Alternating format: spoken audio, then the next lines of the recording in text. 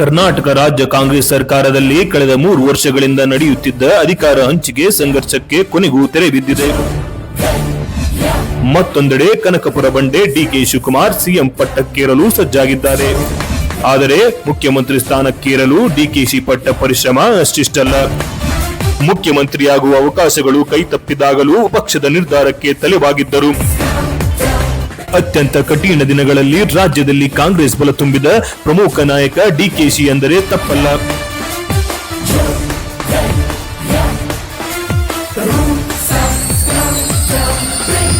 ನಮಸ್ಕಾರ ಸ್ನೇಹಿತರೆ, news I Kannada YouTube ಚಾನೆಲ್ಗೆ ಸ್ವಾಗತ. ಕರ್ನಾಟಕ ರಾಜ್ಯ ಕಾಂಗ್ರೆಸ್ ಸರ್ಕಾರದಲ್ಲಿ ಕಳೆದ 3 ವರ್ಷಗಳಿಂದ ನಡೆಯುತ್ತಿದ್ದ ಅಧಿಕಾರ ಹಂಚಿಕೆ ಸಂಘರ್ಷಕ್ಕೆ ಕೊನೆಗೂ ತೆರೆ ಬಿದ್ದಿದೆ. ಸಿದ್ದರಾಮಯ್ಯ 6 ತಿಂಗಳು ತಡವಾದರೂ ಕೊಟ್ಟ ಮಾತಿನಂತೆ ಮುಖ್ಯಮಂತ್ರಿ ಸ್ಥಾನದಿಂದ ಕೆಳಗಿಳಿದಿದ್ದಾರೆ. ಹೈಕಮಾಂಡ್ ಸೂಚನೆಯಂತೆ ಸಿಎಂ ಸ್ಥಾನಕ್ಕೆ ರಾಜೀನಾಮೆ ನೀಡಿದ್ದಾರೆ. ಮತ್ತೊಂದೆಡೆ ಕನಕಪುರ ಬಂಡೆ ಡಿಕೆ ಶಿವಕುಮಾರ್ ಸಿಎಂ ಪಟ್ಟಕ್ಕೇರಲು ಸಜ್ಜಾಗಿದ್ದಾರೆ. ಇನ್ನೊಂದೆರಡು ದಿನಗಳಲ್ಲಿ ರಾಜ್ಯದಲ್ಲಿ ಶಿವ ಸರ್ಕಾರ ಅಸ್ತಿತ್ವಕ್ಕೆ ಬರಲಿದೆ. ಆದರೆ ಮುಖ್ಯಮಂತ್ರಿ ಸ್ಥಾನಕ್ಕೇರಲು ಡಿಕೆಶಿ ಪಟ್ಟ ಪರಿಶ್ರಮ ಅಷ್ಟಿಷ್ಟಲ್ಲ. ಪಟ್ಟ ಪರಿಶ್ರಮ ಸಾಮಾನ್ಯ ಅಲ್ಲ. ಹಾಗಂತ ಅಧಿಕಾರಕ್ಕಾಗಿ ಡಿಕೆಶಿ ವಾಮ ಮಾರ್ಗ ಹಿಡಿಯಲಿಲ್ಲ. ಎಂಎಲ್ಎಗಳನ್ನ ಖರೀದಿ ಮಾಡಲಿಲ್ಲ. ಹೈಕಮಾಂಡ್ಗೆ ಬ್ಲಾಕ್ ಮೇಲ್ ಮಾಡಲಿಲ್ಲ.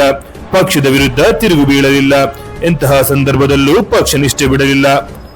ಎಸ್ ವೀಕ್ಷಕರೇ, ರಾಜಕೀಯದಲ್ಲಿ ಅವಕಾಶವಾದೀತನ ಸಾಮಾನ್ಯ. ಅಧಿಕಾರ ಸಿಗದಿದ್ದರೆ ಪಕ್ಷ ಬದಲಿಸುವ ನಾಯಕರಿಗೇನು ಕೊರತೆ ಇಲ್ಲ. ಆದರೆ ಡಿಕೆ ಶಿವಕುಮಾರ್ ಮಾತ್ರ ಈ ವಿಚಾರದಲ್ಲಿ ವಿಭಿನ್ನವಾಗಿ ನಿಂತರು. ಕಾಂಗ್ರೆಸ್ ಪಕ್ಷದ ಸಂಕಷ್ಟದಲ್ಲಿದ್ದಾಗಲೂ, ಸೋಲಿನ ಸುಳಿಯಲ್ಲಿ ಸಿಲುಕಿದ್ದಾಗಲೂ ಅವರು ಪಕ್ಷದ ಕೈ ಬಿಡಲಿಲ್ಲ. ಹಲವು ಬಾರಿ ಬೇರೆ ಪಕ್ಷಗಳಿಂದ ಆಹ್ವಾನಗಳು ಬಂದರೂ ಡಿಕೆ ಎಂದಿಗೂ ಕಾಂಗ್ರೆಸ್ ಧ್ವಜ ಬಿಡಲಿಲ್ಲ. 2023ರ ವಿಧಾನಸಭೆ ಚುನಾವಣೆಯಲ್ಲಿ ಕಾಂಗ್ರೆಸ್ ಭರ್ಜರಿ ಪ್ರದರ್ಶನ ನೀಡಿತ್ತು. ಡಿಕೆಶಿ ನೇತೃತ್ವದಲ್ಲಿ ಕೈಪಡೆ 135 ಸೀಟ್ ಗೆದ್ದುಕೊಂಡು ಅಧಿಕಾರದ ಗದ್ದುಗೆ ಏರಿತ್ತು. ಕಾಂಗ್ರೆಸ್ ಪಕ್ಷ ಬಹುಮತ ಗಳಿಸುತ್ತಿದ್ದಂತೆ ಮುಖ್ಯಮಂತ್ರಿ ಯಾರು ಅನ್ನೋದೇ ದೊಡ್ಡ ಪ್ರಶ್ನೆಯಾಗಿತ್ತು. ವಿರೋಧ ಪಕ್ಷದ ನಾಯಕರಾಗಿದ್ದ ಸಿದ್ದರಾಮಯ್ಯ ಮತ್ತು ಕೆಪಿಸಿಸಿ ಅಧ್ಯಕ್ಷ ಡಿಕೆ ಶಿವಕುಮಾರ್ ನಡುವೆ ಸಿಎಂ ಸ್ಥಾನಕ್ಕಾಗಿ ಬಿಗ್ ಫೈಟ್ ಏರ್ಪಟ್ಟಿತ್ತು. ನನ್ನ ಅಧ್ಯಕ್ಷತೆಯಲ್ಲೇ ಪಕ್ಷ ಪ್ರಚಂಡ ಗೆಲುವು ಸಾಧಿಸಿದೆ. ತಳಮಟ್ಟದಿಂದ ಪಕ್ಷವನ್ನ ಸಂಘಟಿಸಿ ಪಕ್ಷವನ್ನ ಅಧಿಕಾರಕ್ಕೆ ತರುವಲ್ಲಿ ಹಗಲಿರುಳು ಶ್ರಮಿಸಿದ್ದೇನೆ. ಹೀಗಾಗಿ ನನಗೆ ಮುಖ್ಯಮಂತ್ರಿ ಸ್ಥಾನ ಕೊಡಿ ಎಂದು ಡಿಕೆಶಿಯ ವಾದವಾಗಿತ್ತು. ಆದರೆ ಹೈಕಮಾಂಡ್ ಅಂತಿಮವಾಗಿ ಸಿದ್ದರಾಮಯ್ಯಗೆ ಮಣೆ ಹಾಕಿತು. ಅಲ್ಲಿಗೆ 2ನೇ ಬಾರಿಗೆ ಸಿದ್ದರಾಮಯ್ಯ ಕರ್ನಾಟಕದ ರಾಜ್ಯದ ಸಿಎಂ ಪಟ್ಟಕ್ಕೇರಿದ್ದರು. ನಿರ್ಧಾರಕ್ಕೆ ತಲೆಬಾಗಿದ ಡಿಕೆಶಿ ಉಪಮುಖ್ಯಮಂತ್ರಿ ಸ್ಥಾನಕ್ಕೆ ತೃಪ್ತಿ ಪಡಬೇಕಾಯಿತು. ಹೌದು, ಹೈಕಮಾಂಡ್ ಸಿದ್ದರಾಮಯ್ಯನವರಿಗೆ ನೀವು 2.5 ವರ್ಷದವರೆಗೆ ಮಾತ್ರ ಮುಖ್ಯಮಂತ್ರಿ, 2.5 ವರ್ಷ ಆದ ಮೇಲೆ ಮುಖ್ಯಮಂತ್ರಿ ಸ್ಥಾನವನ್ನ ಶಿವಕುಮಾರ್ ಅವರಿಗೆ ಬಿಟ್ಟುಕೊಡಬೇಕು ಅಂತ ಸೂಚಿಸಿತ್ತು. ಅಂದಿನಿಂದಲೇ ಡಿಕೆಶಿ ಸಿಎಂ ಸ್ಥಾನ ಮೇಲೆ ಕಣ್ಣಿಟ್ಟಿದ್ದರು. ತಮ್ಮ ದಿನಕ್ಕಾಗಿ ಚಾತಕ ಪಕ್ಷಿಯಂತೆ ಕಾದು ಕುಳಿತಿದ್ದರು. ಹೈಕಮಾಂಡ್ ಸಮ್ಮುಖದಲ್ಲಿ ನಡೆದಿದ್ದ ಒಪ್ಪಂದದಂತೆ ಕಳೆದ 6 ತಿಂಗಳ ಹಿಂದೆಯೇ ಸಿದ್ದರಾಮಯ್ಯ ಸಿಎಂ ಸ್ಥಾನದಿಂದ ಕೆಳಗಿಳಿಬೇಕಾಗಿತ್ತು. ಆದರೆ ಪಂಚರಾಜ್ಯ ಚುನಾವಣೆ ದೃಷ್ಟಿಯಿಂದ ಹೈಕಮಾಂಡ್ ಸಿದ್ದರಾಮಯ್ಯನವರನ್ನೇ ಸಿಎಂ ಆಗಿ ಮುಂದುವರಿಸಲು ನಿರ್ಧರಿಸಿತ್ತು. ಆಗಲೂ ಡಿಕೆ ಹೈಕಮಾಂಡ್ ಮಾತಿಗೆ ಮರು ಮಾತಾಡದೆ ದೆಹಲಿಯಿಂದ ವಾಪಸ್ ಆಗಿದ್ದರು. ಹೈಕಮಾಂಡ್ ನಿರ್ಧಾರಗಳು ವೈಯಕ್ತಿಕವಾಗಿ ನೋವುಂಟು ಮಾಡಿದ್ದರೂ ಡಿಕೆ ಶಿವಕುಮಾರ್ ಎಂದಿಗೂ ಬಹಿರಂಗವಾಗಿ ವಿರೋಧಿಸಲಿಲ್ಲ. ಮುಖ್ಯಮಂತ್ರಿಯಾಗುವ ಅವಕಾಶಗಳು ಕೈತಪ್ಪಿದಾಗಲೂ ಪಕ್ಷದ ನಿರ್ಧಾರಕ್ಕೆ ತಲೆಬಾಗಿದ್ದರು. ಡಿಕೆಶಿ ಹೈಕಮಾಂಡ್ ನಿರ್ಧಾರವನ್ನ ಒಪ್ಪಿ ಸುಮ್ಮನಿದ್ದರು. ವಿರೋಧಿಗಳು ಮಾತ್ರ ಪದೇ ಪದೇ ಅವರನ್ನ ಕೆಣಕುತ್ತಲೇ ಇದ್ದರು. ಹೋದಲ್ಲಿ ಬಂದಲ್ಲಿ ಯಾವ ಅಧಿಕಾರ ಹಂಚಿಕೆಯೂ ಇಲ್ಲ. 80ಕ್ಕೂ ಹೆಚ್ಚು ಶಾಸಕರು ಸಿದ್ದು ಪರ ಇದ್ದಾರೆ. ಮುಂದಿನ 5 ವರ್ಷ ಸಿದ್ದರಾಮಯ್ಯನವರೇ ಸಿಎಂ ಆಗಿರ್ತಾರೆ ಅಂತ ಬಹಿರಂಗ ಹೇಳಿಕೆ ನೀಡಿದ್ದರು. ಕೆಲವರಂತೂ 2028ಕ್ಕೂ ಸಿದ್ದುನೇ ಮುಖ್ಯಮಂತ್ರಿ ಅಂತ ಶರಾ ಬರೆದರು. ಆ ಮೂಲಕ ಡಿಕೆಯನ್ನ ಮಾನಸಿಕವಾಗಿ ಕುಗ್ಗಿಸುವ ಪ್ರಯತ್ನ ಮಾಡಿದ್ದರು. ಆದರೆ ಇದ್ಯಾವುದಕ್ಕೂ ಡಿಕೆ ತಲೆ ಕೆಡಿಸಿಕೊಳ್ಳಲಿಲ್ಲ. ಬಹಳ ಜಾಣ್ಮೆಯಿಂದಲೇ ಎಲ್ಲವನ್ನ ನಿಭಾಯಿಸಿದರು. ತಾಳ್ಮೆಯ ಮಂತ್ರವನ್ನ ಜಪಿಸಿದರು. ಸೋಲಿನ ಸುಳಿಗೆ ಸಿಲುಕಿದ್ದ, ಅದರಲ್ಲೂ ರಾಷ್ಟ್ರ ಮಟ್ಟದಲ್ಲಿ ಚಾರ್ಮ್ ಕಳೆದುಕೊಂಡಿದ್ದ ಒಂದು ಪಕ್ಷವನ್ನ ಅಧಿಕಾರಕ್ಕೆ ತರೋದು ಖಂಡಿತ ಸುಲಭದ ಮಾತಲ್ಲ. ಅತ್ಯಂತ ಕಠಿಣ ದಿನಗಳಲ್ಲಿ ರಾಜ್ಯದಲ್ಲಿ ಕಾಂಗ್ರೆಸ್ ಬಲ ತುಂಬಿದ ಪ್ರಮುಖ ನಾಯಕ ಡಿಕೆಶಿ ಎಂದರೆ ತಪ್ಪಲ್ಲ. ಪಕ್ಷದ ಅಧ್ಯಕ್ಷನಾಗಿ ಪ್ರತಿಯೊಂದು ಹಂತದಲ್ಲೂ ಡಿಕೆಶಿ ಕಾರ್ಯಕರ್ತರಿಗೆ ಬಲ ತುಂಬಿದರು. ಬೂತ್ ಮಟ್ಟದಿಂದ ಹಿಡಿದು ರಾಜ್ಯ ಮಟ್ಟದವರೆಗೂ ಪಕ್ಷದ ಸಂಘಟನೆಯನ್ನ ಬಲಪಡಿಸಿದರು. ಪಕ್ಷಕ್ಕಿಂತ ಯಾರೂ ದೊಡ್ಡವರಲ್ಲ, ಪಕ್ಷಕ್ಕಾಗಿ ಎಂತಹ ತ್ಯಾಗಕ್ಕೂ ಸಿದ್ಧರಾಗಿರಬೇಕು ಅಂತ ಕರೆ ನೀಡಿದರು. ಅದರಂತೆ ಹಗಲಿರುಳು ಪಕ್ಷಕ್ಕಾಗಿ ದುಡಿದರು. ಬೆಂಗಳೂರು ನಗರ ಮತ್ತು ಸುತ್ತಮುತ್ತಲಿನ ಜಿಲ್ಲೆಗಳ ಕುಡಿಯುವ ನೀರಿನ ಸಮಸ್ಯೆಯನ್ನ ಶಾಶ್ವತವಾಗಿ ಬಗೆಹರಿಸಲು ಮೇಕೆದಾಟು ಯೋಜನೆಯನ್ನ ತಕ್ಷಣವೇ ಜಾರಿಗೆ ತರುವಂತೆ ಆಗ್ರಹಿಸಿ 2022ರಲ್ಲಿ ನಮ್ಮ ನೀರು ನಮ್ಮ ಹಕ್ಕು ಘೋಷವಾಕ್ಯದಡಿ ಮೇಕೆದಾಟು ಪಾದಯಾತ್ರೆ ಮಾಡಿದರು. ಸಾವಿರಾರು ಕಾರ್ಯಕರ್ತರನ್ನ ಒಗ್ಗೂಡಿಸಿ ಸರ್ಕಾರದ ವಿರುದ್ಧ ಜನಾಭಿಪ್ರಾಯ ರೂಪಿಸುವಲ್ಲಿ ಪ್ರಮುಖ ಪಾತ್ರ ವಹಿಸಿದರು. ಇದು ಇವರ ಸಂಘಟನಾ ಸಾಮರ್ಥ್ಯದ ಪ್ರದರ್ಶನವಾಗಿತ್ತು. ನಾಯಕನಾದವನು ಸದಾ ಜನರ ಮಧ್ಯೆ ಇರಬೇಕು, ಜನರ ಸಮಸ್ಯೆಗಳನ್ನು ಕೇಳಿ ಅವುಗಳನ್ನು ಬಗೆಹರಿಸಲು ಪ್ರಯತ್ನಿಸಬೇಕು. ಅದರಂತೆ ಕೆಪಿಸಿಸಿ ಅಧ್ಯಕ್ಷರಾಗಿ ಡಿಕೆಶಿ ಪ್ರತಿ ಕ್ಷಣವೂ ಜೀವಿಸಿದರು. ನಿಷ್ಕ್ರಿಯವಾಗಿದ್ದ ಕೆಪಿಸಿಸಿಯ ಪ್ರತಿಯೊಂದು ಘಟಕಕ್ಕೂ ಜೀವ ತುಂಬಿದರು. ನಿಷ್ಕ್ರಿಯ ನಾಯಕರಿಗೆ ಮುಲಾಜಿಲ್ಲದೆ ಗೇಟ್ ಪಾಸ್ ನೀಡಿದ್ದರು. ಬಿಜೆಪಿ ವಿರುದ್ಧ ನಿರಂತರ ಪ್ರತಿಭಟನೆಗಳನ್ನು ಸಂಘಟಿಸಿದರು. ಕಾಂಗ್ರೆಸ್ನ ಸೋಷಿಯಲ್ ಮೀಡಿಯಾ ವಿಭಾಗವನ್ನ ಬಲಪಡಿಸಿದರು. ವಿರೋಧ ಪಕ್ಷಗಳ ಆರೋಪಗಳಿಗೆ ಆಗಿಂದಾಗಲೇ ಕೌಂಟರ್ಗಳನ್ನು ಕೊಡುವಂತೆ ನೋಡಿಕೊಂಡರು. ಡಿಕೆಶಿ ವರ್ಷ ಪೂರ್ತಿ ಕಾರ್ಯಕರ್ತರ ಜೊತೆ ಸಂಪರ್ಕದಲ್ಲಿರುತ್ತಾರೆ. ಅವರ ಮನೆ ಮತ್ತು ಕಚೇರಿ ಸದಾ ಜನರಿಂದ ತುಂಬಿ ತುಳುಕುತ್ತಿರುತ್ತದೆ. ಈ ನಿರಂತರ ಪರಿಶ್ರಮ ಅವರನ್ನ ರಾಜ್ಯ ರಾಜಕೀಯದ ಕೇಂದ್ರ ಬಿಂದುವಾಗಿಸಿದೆ ಎನ್ನುವ ಮಾತು ಕೇಳಿ ಬಂತು. ರಾಹುಲ್ ಗಾಂಧಿಯವರ ಭಾರತ್ ಜೋಡೋ ಯಾತ್ರೆ ಕರ್ನಾಟಕಕ್ಕೆ ಬಂದಾಗ ಅದರ ಯಶಸ್ಸಿನ ಹಿಂದೆ ಡಿಕೆ ಶಿವಕುಮಾರ್ ಅವರ ಶ್ರಮ ದೊಡ್ಡದಾಗಿತ್ತು. ಲಕ್ಷಾಂತರ ಜನರನ್ನು ಸೇರಿಸುವುದು, ಕಾರ್ಯಕ್ರಮಗಳನ್ನು ಸಮನ್ವಯಗೊಳಿಸುವುದು, ಪಕ್ಷದ ಶಕ್ತಿಯನ್ನು ಪ್ರದರ್ಶಿಸುವುದು ಇವೆಲ್ಲವನ್ನು ಡಿಕೆ ಸಮರ್ಥವಾಗಿ ನಿಭಾಯಿಸಿದರು. ಆ ಮೂಲಕ ರಾಜ್ಯದಲ್ಲಿ ಭಾರತ್ ಜೋಡೋ ಯಾತ್ರೆ ಯಶಸ್ಸಿಗೆ ಕಾರಣರಾದರು.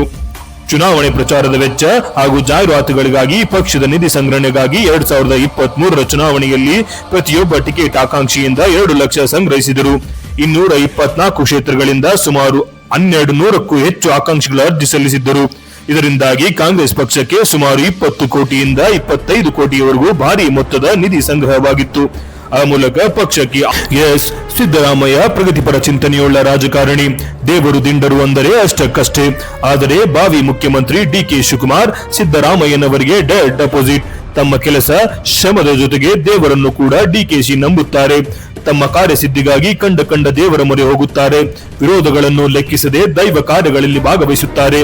2024ರಲ್ಲಿ ಉತ್ತರ ಪ್ರದೇಶದಲ್ಲಿ ನಡೆದ ಮಹಾ ಕುಂಭಮೇಳದಲ್ಲಿ ಡಿಕೆಶಿ ಕುಟುಂಬ ಸಮೇತ ಭಾಗಿಯಾಗಿದ್ದಕ್ಕೆ ಕಾಂಗ್ರೆಸ್ ನಾಯಕರಿಂದಲೇ ಸಾಕಷ್ಟು ವಿರೋಧ ವ್ಯಕ್ತವಾಗಿತ್ತು. ಆದರೆ ಡಿಕೆ ಯಾವುದಕ್ಕೂ ಕ್ಯಾರೆ ಎನ್ನಲಿಲ್ಲ. ದಕ್ಷಿಣ ಕನ್ನಡದ ಶ್ರೀ ಕ್ಷೇತ್ರ ಧರ್ಮಸ್ಥಳ ಮಂಜುನಾಥ ಸ್ವಾಮಿ ಮತ್ತು ಕುಕ್ಕೆ ಸುಬ್ರಹ್ಮಣ್ಯ ಹಾಗೂ ತಿರುಪತಿ ತಿಮ್ಮಪ್ಪ ದೇವಸ್ಥಾನಗಳಿಗೆ ಡಿಕೆಶಿ ವರ್ಷಕ್ಕೊಮ್ಮೆಯಾದರೂ ಭೇಟಿ ನೀಡಿ ವಿಶೇಷ ಪೂಜೆ ಸಲ್ಲಿಸುತ್ತಾರೆ. ಕರಾವಳಿಯ ಗೋಕರ್ಣ ಮಹಾಬಲೇಶ್ವರ, ಅಂಕೋಲದ ಜಗದೀಶ್ವರಿ ಅಮ್ಮನವರ ಸನ್ನಿಧಿ, ಮಂಡ್ಯದ ಭೂವರಹ ಸ್ವಾಮಿ ಕ್ಷೇತ್ರ ಸೇರಿದಂತೆ ತಮಿಳುನಾಡು ಹಾಗೂ ಕೇರಳದ ಪ್ರಸಿದ್ಧ ಶಕ್ತಿಪೀಠಗಳಲ್ಲಿ ವಿಶೇಷ ಹೋಮ ಹವನಗಳನ್ನು ಡಿಕೆಶಿ ಮಾಡಿಸಿದ್ದಾರೆ. ರಾಜಕೀಯ ಏಳಿಗೆಗೆ ಇರುವ ಅಡೆತಡೆಗಳನ್ನು ನಿವಾರಿಸಲು ಕುಕ್ಕೆ ಸುಬ್ರಹ್ಮಣ್ಯ ಕ್ಷೇತ್ರದಲ್ಲಿ ಆಶ್ಲೇಷ ಮತ್ತು ತುಲಾವಾರ ಸೇವೆಗಳನ್ನ ಡಿಕೆಶಿ ನೆರವೇರಿಸಿದ್ದಾರೆ. ಅವರ ಸಲಹೆ ಸೂಚನೆಗಳನ್ನ ಡಿಕೆ ಚಾಚು ತಪ್ಪದೆ ಪಾಲಿಸುತ್ತಾರೆ. ತಮ್ಮ ಪ್ರತಿಯೊಂದು ರಾಜಕೀಯ ಹೆಜ್ಜೆಗೂ ಮುನ್ನ ಅಜ್ಜಯ್ಯನವರ ಗದ್ದುಗೆಗೆ ಭೇಟಿ ನೀಡಿ ಆಶೀರ್ವಾದ ಪಡೆಯುತ್ತಾರೆ. ಇದೇ ವರ್ಷ ಫೆಬ್ರವರಿಯಲ್ಲಿ ಡಿಕೆ ಅಸ್ಸಾಂನ ಗುವಾಹಟಿಯಲ್ಲಿರುವ ಪ್ರಸಿದ್ಧ ಕಾಮಾಖ್ಯ ದೇವಸ್ಥಾನಕ್ಕೆ ಭೇಟಿ ನೀಡಿ ವಿಶೇಷ ಪೂಜೆ ಸಲ್ಲಿಸಿದ್ದರು. ವೀಕ್ಷಕರೇ, ರಾಜಕೀಯ ನಾಯಕನಾದವನಿಗೆ ಇರಲೇಬೇಕಾದ ಪ್ರಮುಖ ಗುಣ ಎಂದರೆ ಅದು ಧೈರ್ಯ. ಜನಪರವಾದ ಕಠಿಣ ನಿರ್ಧಾರಗಳನ್ನು ತೆಗೆದುಕೊಳ್ಳಲು, ವಿರೋಧಿಗಳ ಸವಾಲುಗಳನ್ನು ಎದುರಿಸಲು, ಎಂಥದ್ದೇ ಸಂದರ್ಭದಲ್ಲೂ ಕುಗ್ಗದೆ ಮುನ್ನಡೆಯಲು ಧೈರ್ಯವೇ ಬೆನ್ನೆಲುಬು. ಈ ವಿಚಾರದಲ್ಲಿ ಡಿಕೆಶಿ ಅಕ್ಷರಶಃ ಬಂಡೆ. ರಾಜಕೀಯ ಜೀವನದಲ್ಲಿ ಎದುರಾದ ಹಲವು ಸವಾಲುಗಳಿಗೆ ಡಿಕೆಶಿ ತೊಡೆ ತಟ್ಟಿ ನಿಂತರು. ಮುಂದೆ ತನಗೆ ಸಂಕಷ್ಟಗಳು ಎದುರಾಗಬಹುದೆಂಬ ಅರಿವಿದ್ದರೂ ಟ್ರಬಲ್ ಶೂಟರ್ ಆಗಿ ಪಕ್ಷವನ್ನ ಕಾಪಾಡಿದ್ದರು. ಅದಕ್ಕೆ ಬೆಸ್ಟ್ ಎಕ್ಸಾಂಪಲ್ ಎಂದರೆ 2017ರ ಗುಜರಾತ್ ರಾಜ್ಯಸಭಾ ಚುನಾವಣೆ. 2017ರ ಗುಜರಾತ್ ರಾಜ್ಯಸಭಾ ಚುನಾವಣೆ ವೇಳೆ ಕಾಂಗ್ರೆಸ್ ಪಕ್ಷದ ಶಾಸಕರನ್ನ ಆಪರೇಷನ್ ಕಮಲದಿಂದ ರಕ್ಷಿಸಲು ಅವರನ್ನ ಬೆಂಗಳೂರಿನ ಈಗಲ್ಟನ್ ರೆಸಾರ್ಟ್ ಅಲ್ಲಿ ಇರಿಸಲಾಗಿತ್ತು. ಇದರ ಸಂಪೂರ್ಣ ಜವಾಬ್ದಾರಿಯನ್ನ ಡಿಕೆಶಿ ಹೊತ್ತಿದ್ದರು. ಇದರಿಂದ ಆದಾಯ ತೆರಿಗೆ ಇಲಾಖೆ ಅಧಿಕಾರಿಗಳು ಡಿಕೆಶಿಗೆ ಸೇರಿದ ಸುಮಾರು 60ಕ್ಕೂ ಹೆಚ್ಚು ಸ್ಥಳಗಳ ಮೇಲೆ ಭಾರೀ ದಾಳಿ ನಡೆಸಿ ಕೋಟ್ಯಾಂತರ ರೂಪಾಯಿ ಅಕ್ರಮ ಆಸ್ತಿಯನ್ನ ಪತ್ತೆ ಮಾಡಿದ್ದರು. ನಂತರ ಅದೇ ಪ್ರಕರಣವನ್ನ ಇಡಿಸಿ ಇಡಿ ತನಿಖೆಗೆ ಕೈಗೊಂಡಿದ್ದರು. ಈ ತೀವ್ರ ಒತ್ತಡದ ನಡುವೆಯೂ ಅವರು ಧೃತಿಗೆಡದೆ ಗುಜರಾತ್ ಕಾಂಗ್ರೆಸ್ ಶಾಸಕರನ್ನ ಒಟ್ಟಾಗಿ ಇಟ್ಟುಕೊಂಡರು. ಅಹಮದ್ ಪಾಟೀಲ್ ಅವರು ರಾಜ್ಯಸಭೆ ಚುನಾವಣೆಯಲ್ಲಿ ಗೆಲ್ಲುವಂತೆ ನೋಡಿಕೊಂಡರು.